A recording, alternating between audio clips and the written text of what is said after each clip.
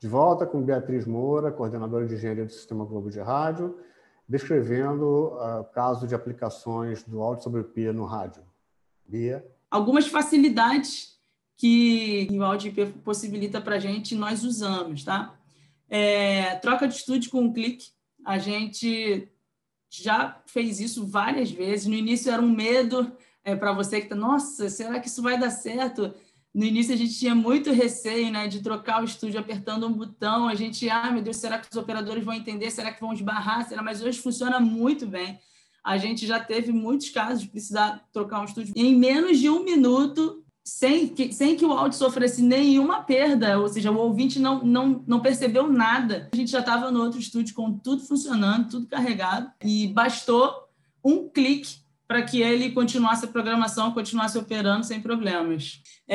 Uma coisa muito legal, que a gente tem possibilidade de qualquer sistema IP, né, é o log de erros, né, que a gente acessa qualquer problema que tenha dado ou que tenha ocorrido e que não tenha... ninguém sabe o que aconteceu, existia muito isso. Não, ninguém sabe, ninguém viu. Com o sistema de áudio IP isso é impossível. Ele sabe, ele viu, ele diz onde foi, ele diz quem foi, ele diz que horas foi. Então, isso é muito legal para a gente pesquisar alguns problemas que acontecem e os problemas caíram bastante. Acredito que pela facilidade desse sistema, com certeza. Uma coisa que a gente usa diariamente é o mix minus por canal. Hoje em dia, tem muito colaborador em casa, por conta da pandemia, né? Vocês podem imaginar. Então, o que a gente tem... Acho que em São Paulo tem mais de 30 codecs na rua que eu digo, na casa de algum colaborador ou locutor. Aqui no Rio de Janeiro, a gente está com 12 codecs na rua. E imagina a entrada dessas pessoas durante o dia, durante o futebol. Cada um entra da sua casa, só fica o produtor do estúdio. E então, na época que a gente tinha lá DJ e as linhas para o estúdio, a gente tinha que ficar fazendo malabarismo para dar retorno para todo mundo e para ser um retorno separado. E hoje em dia a gente consegue colocar, o sistema possibilita isso, até 48 pessoas lá dentro conversando simultaneamente com menos um. Então, isso é um ganho assim, absurdo que a gente teve com esse sistema. Fora isso, que a gente usa para caramba também é o talkback por canal, é individual. Os operadores usam bastante quando a central testa com o colaborador, envia o áudio para lá, e às vezes o operador precisa combinar alguma coisa com o colaborador, e essa comunicação era sempre via central, e hoje em dia o próprio operador do estúdio aperta o talkback por canal e fala direto com aquela pessoa que está ali fora do ar. Então, isso também foi um ganho assim, muito legal. Além da troca de estúdio com um clique, né? Com apenas um clique, a gente automatizou a Voz do Brasil praticamente, né? Qualquer rede obrigatória que a gente tenha que entrar, horário eleitoral, ficou tudo mais simples. Né? A gente também, com um clique só, são chamados salvos, né? São um grupo de conexão simultânea, você aperta um botão e ele faz todas as conexões que você planejou ou previu ali. Outras facilidades que a gente usa é a substituição de equipamento remoto. O que acontece?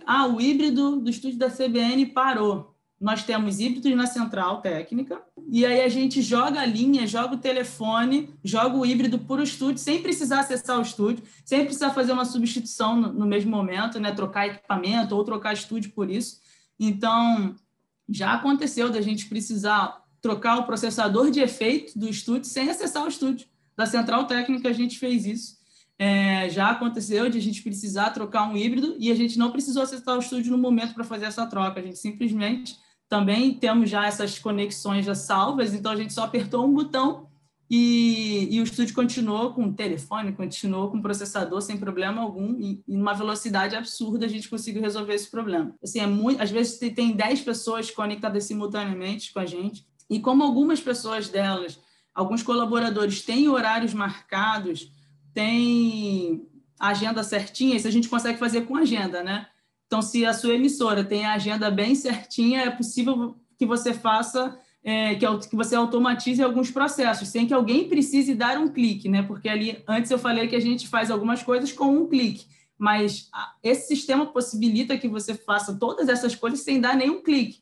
Simplesmente você vai lá no calendário, agenda a operação para a hora que for, então você consegue abrir canal de mesa, consegue fechar uma conexão, qualquer conexão in-out que você tiver no seu sistema, você consegue fazer sem que você atue diretamente. Você programa o calendário e ele faz sozinho. Então, a gente ganhou muita agilidade com isso nos nossos testes, até na multitarefas, né? Que o operador da central hoje em dia faz tanta coisa, muito mais que antes, apesar dos sistemas, né, terem evoluído.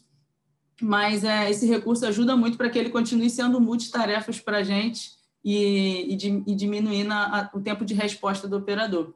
Da série 3 das Blades, cada uma delas vem com um processador virtual e a gente tem, para cada Blade, um processador, mas nem tudo são flores. Já tivemos problemas, sim, e eu vou falar um pouco de redundância, mas como vocês já podem ver, assim, batendo o olho, o histórico de falhas é muito pequeno. Como exemplo, eu trouxe o histórico de 2019, no Rio de Janeiro. Eu coloquei Blades mais consoles, né? 3 problemas. Que problemas? Basicamente, a gente precisou dar um boot no equipamento, não foi nada demais.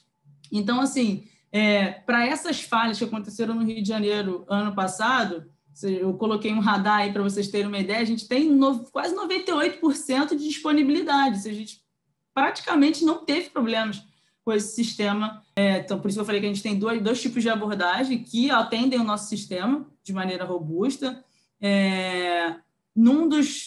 Alguns dos DINs, né, que nós temos para fazer a comunicação entre rede, a gente ligou o cabo de áudio analógico, a gente tem uma reguinha de PET, eu não consegui a foto para mostrar para vocês, mas a gente tinha 40 réguas de PET, hoje nós temos 2 réguas de PET, né?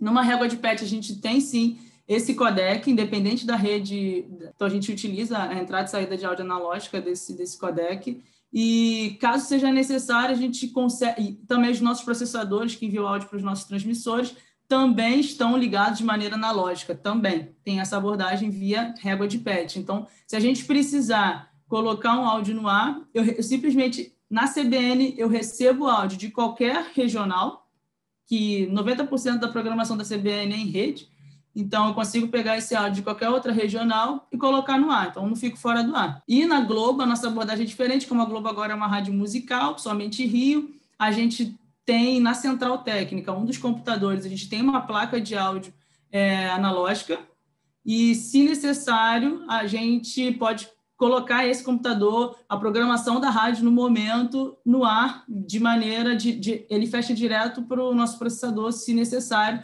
via régua de PET também. Nós nunca precisamos, aqui no Rio de Janeiro, mas em São Paulo já, utilizar essa redundância. Então, desde 2012, aqui no Rio de Janeiro, nós nunca utilizamos a nossa redundância, por isso que eu falo que ele é um sistema bem robusto.